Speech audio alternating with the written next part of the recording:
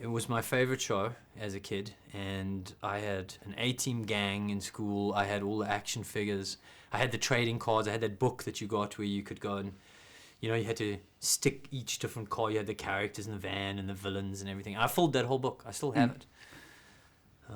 So it was a real surreal, sort of humbling experience to find myself playing a character from the show, something I never could have imagined as a kid watching it.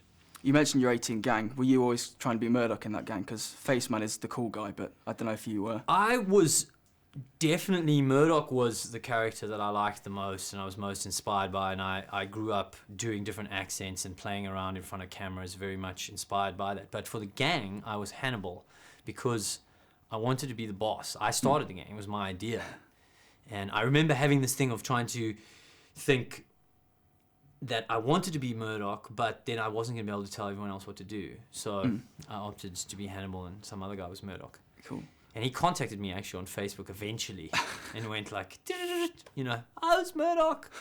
Just well, your mother wouldn't let you watch the show apparently as well. Was that true? This is true. She for like the first year that it was on, I think it was for the first year or maybe even 2 years. I think the first year, she thought it was like a little too much for me, like a bit too violent. So I wasn't allowed to watch.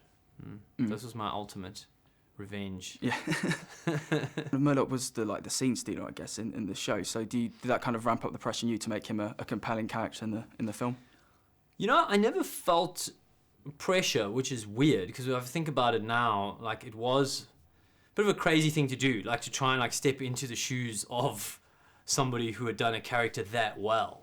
But I didn't really have time to think about it. I'd like read the script, everything was happening very fast, they were looking for someone, and I really resonated so much with that character that I just did it. I shot those scenes in my hotel room, that you might have heard about, called Things That Could Happen to Murdock in a Hotel Room, which was just improvising and doing the different voices and really going into that kind of playful, crazy characterization mode that I felt very comfortable in. So I never thought about it in that way. I never thought, I never consciously said, oh, you must do this or you must do that. It was very much just going by feel.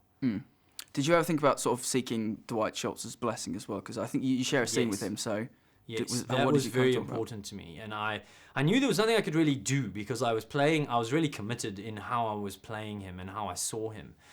So it was really, when I met Dwight, was just to show him what I had done. I showed him that test because that was a full range. It was a lot. It was more different accents and crazy stuff than what you see in the movie. And I wanted him to see my take on his character. And he turned to me with tears in his eyes, gave me a hug and said, "You are Murdock," and put out on his website, "Murdock is dead, long live Murdock." And I was like, oh, thank goodness. Yeah, there's been kind of, as well as this, there's kind of a lot of nostalgia for the 80s, I think, that's coming. Why do you think that is? Is there any reason you... Well, I mean, I know why it is for me. I don't know for other people. For me, there's probably two main things. One, it just represents my childhood and a time in my childhood that was special to me, obviously. And then secondarily, I think what I always enjoyed about 80s movies and TV shows was the characterization. Character was a big thing.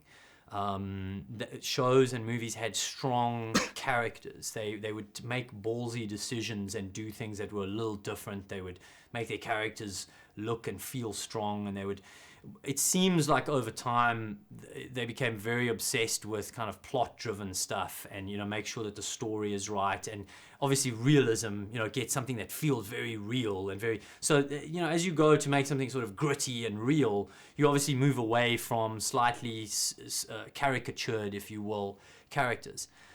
So that's what I enjoyed about that entertainment was, you think of the shows, you think of Magnum PI or, Murdock and BA and Hannibal and those kind of guys. Those were very bold, MacGyver, they were very character-based shows where you get invested in the character probably more so than the story or the plot.